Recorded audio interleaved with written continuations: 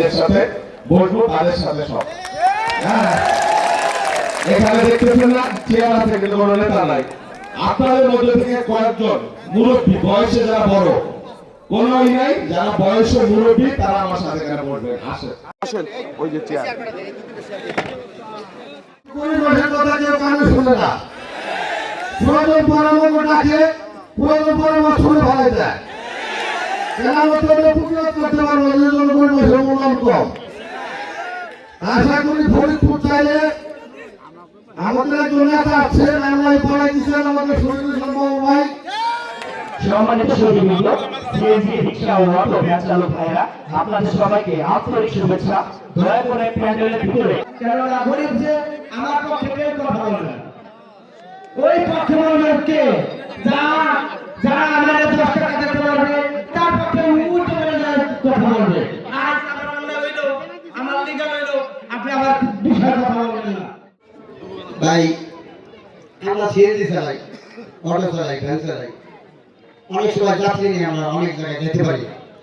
যেরকম আমরা কৃষ্ণপুর থাকি, কৃষ্ণপুর থেকে ফরিদপুর গেলি আমাদের আটকে যায়, আমরা কৃষ্ণপুর থেকে ভাঙা গেলি আমাদেরকে পুলিশ আটকে যায়। আপনার কাছে আমাদের দাবি এটি যে আমরা যেন আমাদের ইউনিয়নের ভিতরে থাকতে পারি। এমন মার খায় নাই, এখানে কম জায়গা আছে যে গালাগালি খায় নাই, মার খায় নাই। আর শুধু গালাগালি নয়, আমাদের বিভিন্ন জায়গায় অনেক হয়রানি হতে হয় এবং এমনকি অনেক স্থানে আমাদের চাঁদা দিতে হয়।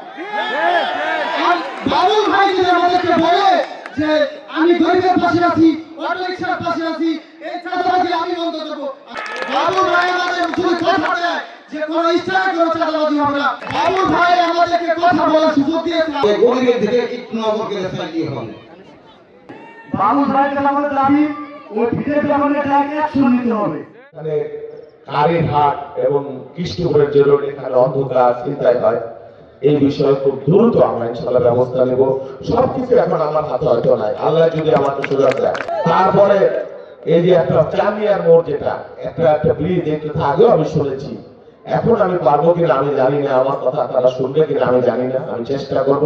তবে আমি আপনাদের কথা দিলাম, এই ভিড় আল্লাহ যদি আমাকে সম্মানিত করে, আপনারা যদি আমার সাথে থাকেন, আমি প্রথম 2 সপ্তাহের মধ্যে এই ভিড়ের ব্যবস্থা আমি করে দেবো।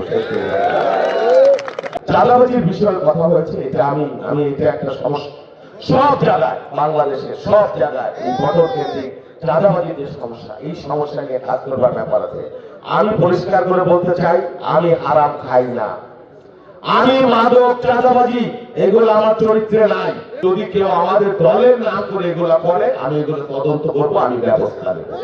আমি পরিষ্কার করে বলে দেব, টিউবওয়েল আর বাথরুম এটা ছোট ব্যাপার, এটা আমরা করে দেবো ইনশাল্লাহ। এটা আমরা টিউবওয়েল আর বাথরুম এটা আপনাদের জন্য আমরা করে দেবো, নিশ্চিত থাকেন। আরো যে বিষয়গুলো এসছে প্রত্যেকটা আমি আলাদাভাবে আপনাদের যদি অ্যাসোসিয়েশন থাকে তাদের সাথে বসবো, কারণ এই খেটে খাওয়া মানুষ, শ্রমজীবী মানুষ, আপনাদেরকে দিয়েই তো বাংলাদেশ। আপনারা কারো কাছে বলেছেন যে টাকা চান না, আপনারা রাস্তা নিরাপত্তা চান, কাজের একটা পরিবেশ চান, এটুকু আপনাদের চাওয়া, এটা আপনাদের অধিকার, এটা আপনাদের অধিকার। আমি আপনাদের কথা দিলাম, আপনাদের রুটির উপর কোনো আঘাত যদি কেউ করে, আমি আপনার ভাই হিসেবে, আপনার আপনজন হিসেবে আমি আপনার পাশে থাকবো। খুবই ভালো লাগলো, আমি খুবই আনন্দিত যে এই যে মানুষদের সাথে, খেটে খাওয়া মানুষ, আমিও কৃষক পরিবারের মানুষ, তাদের সাথে আমি বসতে পারলাম। আমি এই খেটে খাওয়া মানুষদের অধিকারের জন্য তাদের পাশে যেন ভোট চেতে দাঁড়াইতে পারি, এটাই আজকের দিনে আমার অঙ্গীকার।